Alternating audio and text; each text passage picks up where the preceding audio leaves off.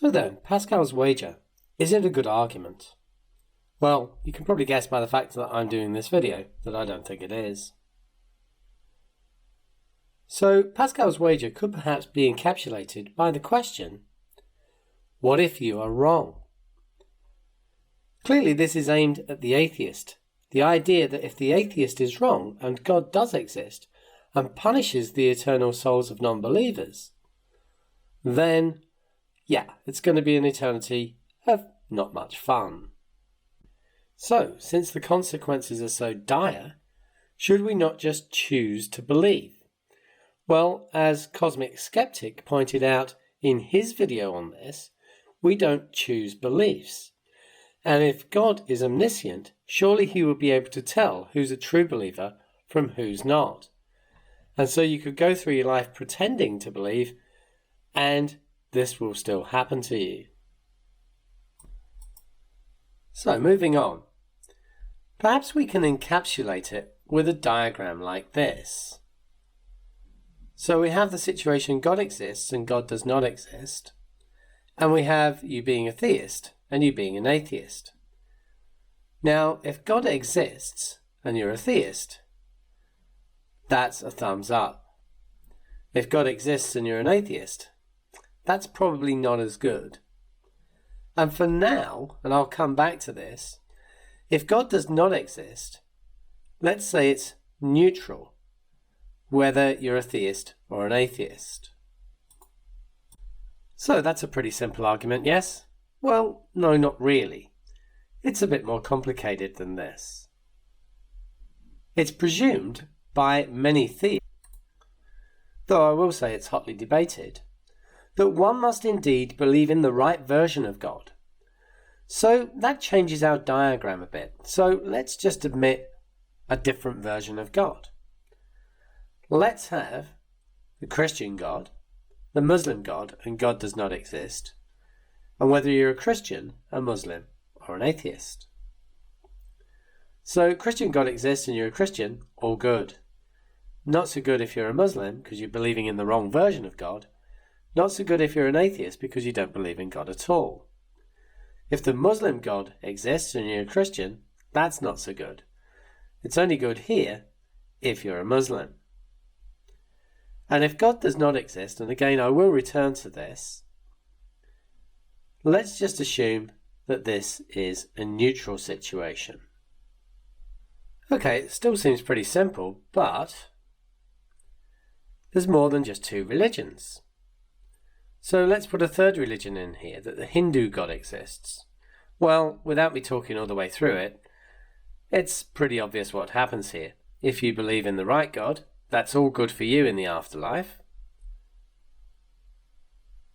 And if God doesn't exist, it doesn't matter which of them you believe or don't believe in. It's neutral.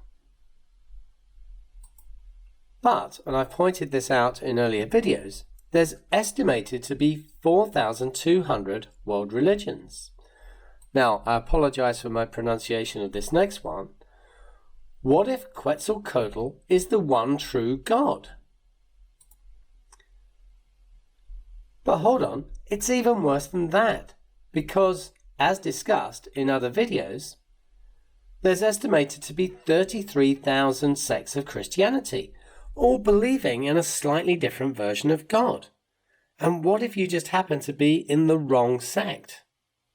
The consequences are dire. Only believing in the one true God, the one true version of God, gives you a tick. Now, I found this on the internet. There's estimated to be 73 sects of Islam. Just ignore the fact that he says there's 72 sects of Christians. We know that that's not true. Now, look at this cheery little message. Out of 73 sects, only one will go to paradise, and the remaining 72 will go to hell. There may well be different sects of many of the 4,200 world religions.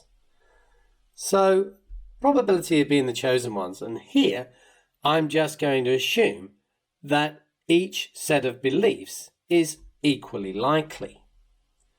So when we started off here with just God exists and God does not exist, theist and atheist, the probability of getting a green tick was 1/4, or if you like, 25%. When we allowed one extra God, there's 2 green ticks now out of 9 boxes, so that's about 22.2 recurring percent. And then when we admit an extra God, we've now got 3 ticks out of 16, and that's 18.75%. Now, here's a little calculation. Let's say we've got 33,000 sects of Christianity, 73 for Muslims, and the other 4,198 religions, let's assume they have no sects. I'm sure they do. Even on that basis, there's 37,271 different sets of belief. And perhaps I should have just added in there the one for God does not exist, but you'll get the point anyway. If we drew the diagram for that, there would be 37,270 green ticks out of 37,271 squared boxes. And that gives you a probability of being right of about 0.0027%. Now I realise that these calculations are based on something that's unsound, that each set of beliefs is equally likely to be true. However, in my view, and I know other people's views would differ, the one that's most likely to be true here is that there isn't a God, or at least that there isn't any of the gods that are proposed by the world's major religions. But given this, aren't you glad that you have so many sound epistemological reasons to believe in exactly the right one? And aren't you fortunate that you were born into that belief, or maybe persuaded at a later time? But once again, it's a little more complex than that. And I said I would come back to this because I've been assuming so far that this last row, when God does not exist, and for these purposes we could actually include the fact that God does exist, but it's just a deistic God, not one that actually cares what people do at all. So I've just been assuming that that's a neutral situation, and I guess it is after you die. If God doesn't exist, or it's a deistic God who really doesn't care, then when you die, you're just dead. You go to wherever you were before you were born. However, what about during your life? Does it make a difference in the way that you live your life? So I came across this story about a Catholic man who's seeking asylum in Britain because he's scared for his life if he goes back to Pakistan. And apparently all he's been doing is campaigning for rights for Catholics to practice their faith. Then there's this story about a Christian girl, living in an ISIS-controlled area. Now apparently it's okay to have a different faith, but you have to pay a tax. And they didn't pay their tax quickly enough, so they just set light to their house. Apparently the persecution of Christians worldwide is so bad now that Britain is considering sanctions against countries that don't uphold people's rights to practice their faith. And an organisation called Open Doors have produced this map of places where it's dangerous to be a Christian, where you can be persecuted for being a Christian. Now, I have a couple of different thoughts on this. First of all, I think it's disgusting that people could ever be persecuted, and we're talking serious danger here, people losing their lives, and sometimes in horrible ways. And that just has to be wrong. You should be able to practice your own faith as long as it doesn't adversely affect anybody else. What concerns me about Open Doors though, and I've seen them on free-to-air TV here on the news quite regularly, they only seem concerned with persecution of Christians. They're Christians and they're concerned about persecution of Christians. What about other people that are persecuted? Because it isn't just Christians that are persecuted in different parts of the world. And indeed, on all the parts of that map, secular, agnostic, atheist people are persecuted and quite often put to death. So what I'm saying here is not that open doors are wrong to point out where there's persecution. They're absolutely right to do that. But the fact that they're only concerned, or only seem to be concerned, with the persecution of Christians, that to me is not right. We should be against persecution everywhere. Like this man, Armin Navabi. His organisation, Atheist Republic, campaigns for human rights everywhere. Now, it isn't always one religious group, one people with one set of beliefs, persecuting a people with a different set of beliefs. Here I came across an article about Jehovah's Witnesses being banned in Russia. So here we have the state actually acting against a religious group. However, very often it is. So I came across this article here, and I remember it being on the news some time ago, that Muslims, who are a minority in India, are often persecuted, at least in some areas, by the Hindu majority. Now, let's move on a bit and discuss persecution within a religion rather than between religions. And so here, I'm just going to focus on one thing, and that's misogyny. Misogyny is commonplace in many religions, particularly Orthodox versions of the Abrahamic religions. And I think that this arises because the deity himself is seen to be male, and that there are patriarchal structures that grow up around this. But what's the consequence for women? Well, quite often you see cases like this, that we have people here in Iran campaigning for women's rights, and they've been arrested. There's scarcely a week goes by where on Facebook or Twitter you don't see some sort of video of a woman being attacked for not wearing a headscarf. And who can forget this case? Save Rahaf. I think many of us took part in the Twitter campaign when Rahaf was barricaded in at the airport, not wanting to be sent back to her family in Saudi Arabia. She literally feared death from her family because she'd rejected her faith and just wanted to be a person with the same opportunities that in the Western world we take for granted.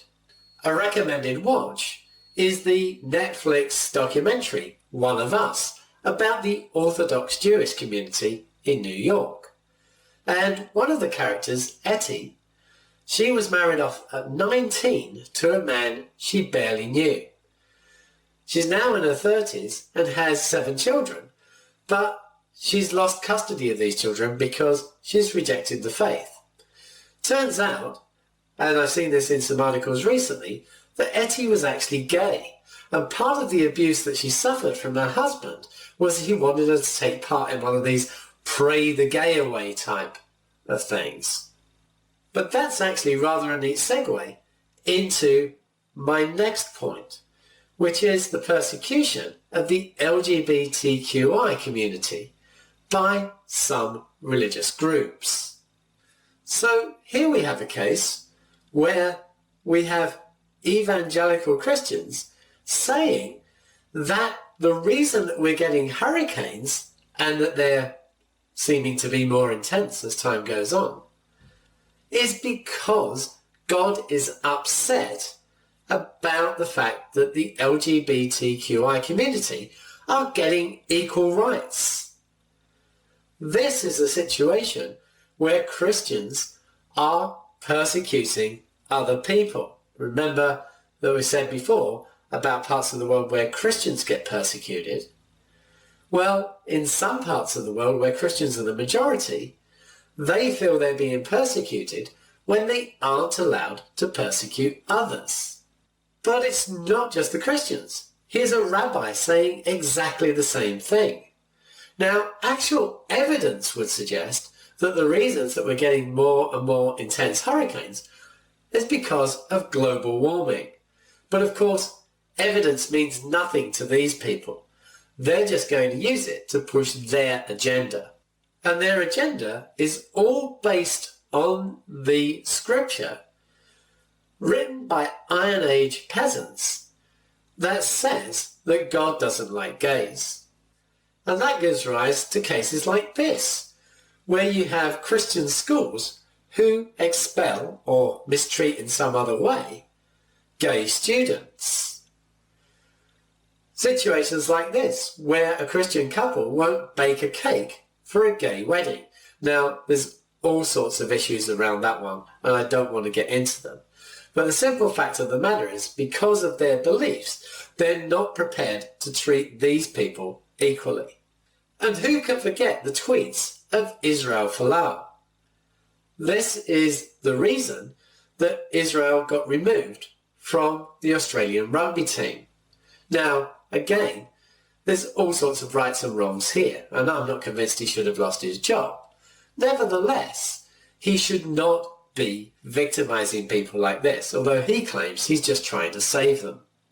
And coming back to the treatment of people within the faith, well, we've had all of the cases of the Catholic priests recently, and the One of Us documentary also indicates that these sorts of sexual abuses go on in things like the Orthodox Jewish community. But one of the worst things I've come across, and I want to thank my friends Helen and Alan of the Skeptic in the Pews podcast, a podcast which I suggest that you sign up for because it's very interesting and informative, and they really do treat what they come across fairly and delve into the scripture behind the services they go to watch. In the latest episode that I've listened to, they delve into the Jehovah's Witnesses, and they come across this case of shunning, which I think many of us have heard of, or as it's called, disfellowshipping. I think that's the correct term, where people are removed from the church because they're considered a bad influence, or they've lost their faith, or something of that nature. And this often results in children being thrown out of their homes, essentially made homeless because the parents will no longer speak to them. Now, I do believe that Alan actually said in the podcast that something like 1 in 100 Jehovah's Witnesses end up being unfellowshipped, and about 1 in 3 of those manage to get back in. But still, that's 1% that are being shunned, that are being thrown out of the community and have no further contact with close family members and so on. And as I said, many of those end up being young adults, and young adults who actually aren't equipped with an education that can help them get jobs in the real world because they're sheltered from all of that. And the last thing I want to touch on, because it's a real bugbear with me, as you'll know if you've watched any of my other videos, is kids dying because they're not getting proper medical treatment. So I found this website where they've got lots and lots of cases of kids who have died because they didn't get medical treatment. Now, if you just look at the one I've got on screen here, it says after the child stopped breathing, they sent for somebody who, reputedly, can actually raise people from the dead. Well, how do people get indoctrinated with this nonsense? If your child is ill, see a doctor. The problem, as I see it, is that beliefs inform actions, and your actions can really harm people. In some cases, result in the death of those people.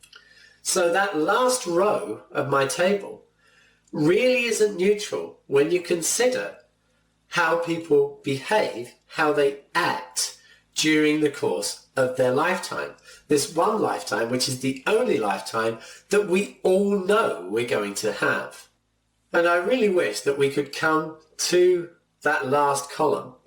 But remember, it was God does not exist, but let's include in there a deistic God, a creator that doesn't care about us and hasn't interacted and has just let things go on, because that God plays no part in anybody's lives. If that's the case, then we're all part of this universe. The atoms that make up our body were formed in the supernovae of stars that existed before our sun and before our planetary system. If you take that view, then we're all in it together. We're evolved as a social species. We should be as altruistic as we can be to each other and try to make everybody's lives that bit better in this one life that we know that we're all going to get.